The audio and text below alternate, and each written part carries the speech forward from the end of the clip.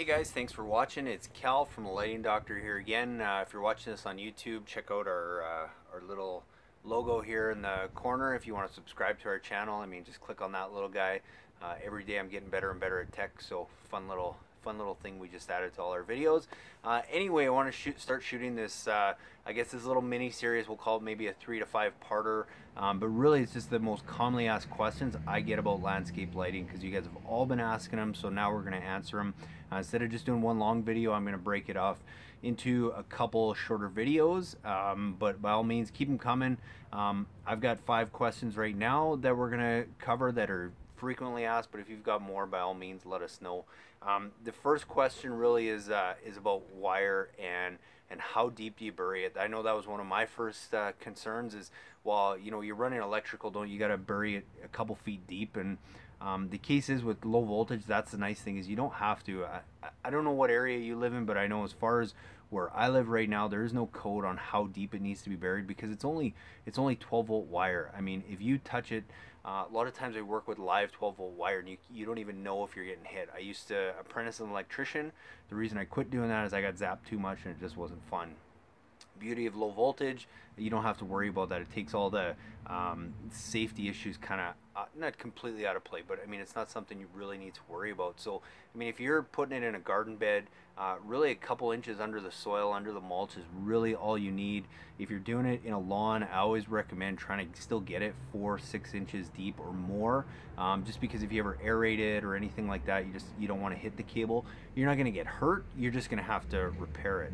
So with that being said, that's the other reason why in all our previous videos we always say, when you wire in the fixture, leave a big loop, leave a lot of extra wire, because if you ever have to splice into it or you do cut it, it's going to happen over time. I mean, it's inevitable. We get called out all the time to do it, but what frustrates me is when people don't leave enough slack, then you got to go and make 2 slices to put this wire back. Sorry, I just it's a nice sunny day here, so I let out my secret. I am having a beer while I'm shooting this video. So, but anyway, the more slack you can give, the less splices you have to make in it, which is good. I'll get into wire connectors and stuff in the next video, because that's another question I get all the time. So with wire, if you're looking at putting in landscape lighting, don't even consider incandescent or halogen bulbs for a couple reasons. I mean, one, they're going to burn out, they use more power. I mean, it's an older technology, all those types of things. Just don't bother. The other reason is, if you're watching other how-to landscape lighting videos, you probably hear them talking about voltage drop a whole bunch and all that kind of fun stuff.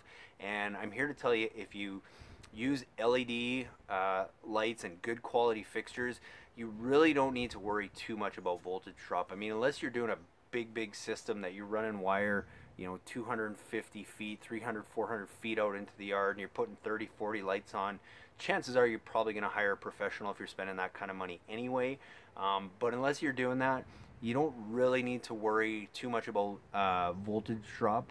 If you use a good 12-2 stranded low voltage lighting cable, like you see here, you know, it's got a nice thick, I don't know if you can see this, but it's got a nice thick jacket on it.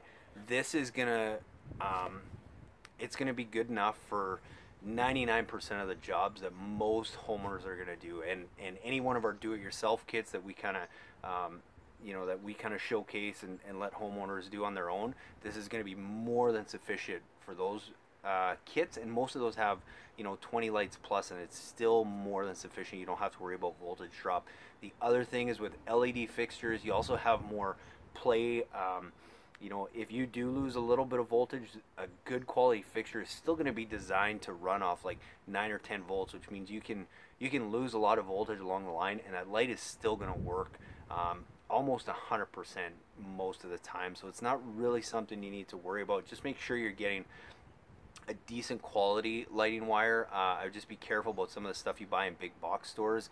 A good rule of thumb is you probably want to be spending between 75 cents to $1 per foot for good 12-2 landscape lighting wire. Obviously, the more you buy, if you buy 500 feet, you're going to be closer to that lower end. If you're only buying 50 feet, you're probably closer to that dollar per foot for good quality landscape lighting wire. So Yeah, those are just a couple quick tools for burying the wire. I mean, there's nothing special. We usually just use a flat-ended shovel and kind of cut a little slit in the grass, open the grass up, put the wire in, and you can watch some of our other videos to see how we do that. But really, that's about it. And that's one of the most common questions I get asked is people are concerned about codes and all that kind of stuff. And as far as I know right now, I mean, let me know if you've got comments on that. But as far as I know, there's nothing, at least in our area, that you need to worry about for that. I'm assuming in your area, you don't need to either. I mean, they sell these do-it-yourself kits at all the big box stores and everything. And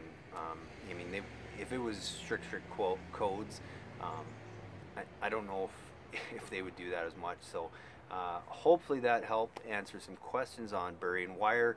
The next question I'm going to tackle in the next video is more on wiring connectors and the different kinds that are out there. I've talked about that before, but I'm going to specify 2 connectors that I primarily will recommend that you use that are going to cause you the least amount of headaches down the road. And lastly, I'm just going to mention we do have an app that's going to be rolling out.